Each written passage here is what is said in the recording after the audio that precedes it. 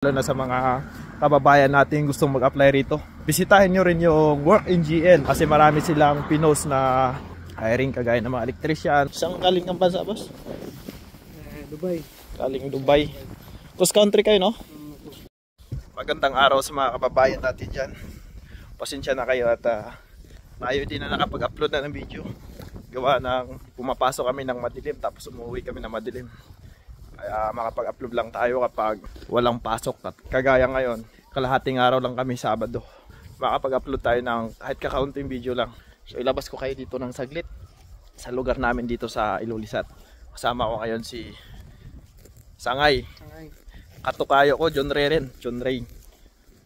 Pasyal tayo ng konti ron para makita nyo rin yung lugar ng Ilulissat. Kasi next month, first week of April, babalik kami doon sa lugar ng Kakurtok.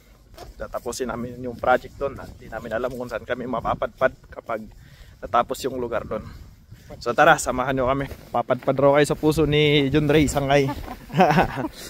Ito yung lugar ng Ilulissat.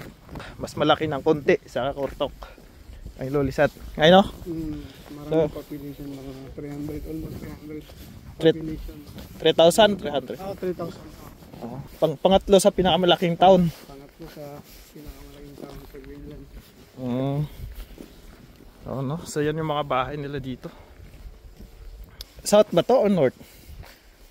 North area. North. Ayan, dito nagtatrabaho yan sa loob ng 2 taon.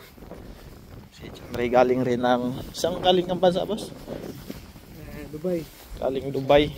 Cross country kayo, no? Cross country sa kami. Tapos dito na... Baka dito pa tumagal. Dito pa tumagal, no?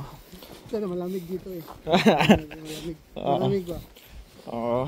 Sa Dubai mainit kasi kaya maganda dito. Gusto ng mga Pilipino malamig. Yan yung mga bahay dito. Makulay. So ito yung mga lugar nila dito. Nandito yung mga aso eh. Ano yung tawag dyan? Dito yung... Dog sled. Dog sled. Dito yung ano yung mga aso. Ayan. Sa tingin nyo maganda ba rito sa Greenland? Ayun, patunaw na yung mga snow rito. Malapit na kasi mag-summer. Pero pag mga ganitong panahon rito, so mas palamig siya na palamig, no? Dito tayo magsama-sama hanggang first week ng April. At pagkatapos doon na naman tayo sa Kakurtok. Gawa ng video, gawa ng busy rin kami sa trabaho. Siyempre kailangan natin i-prioritize yung bumubuhay sa atin.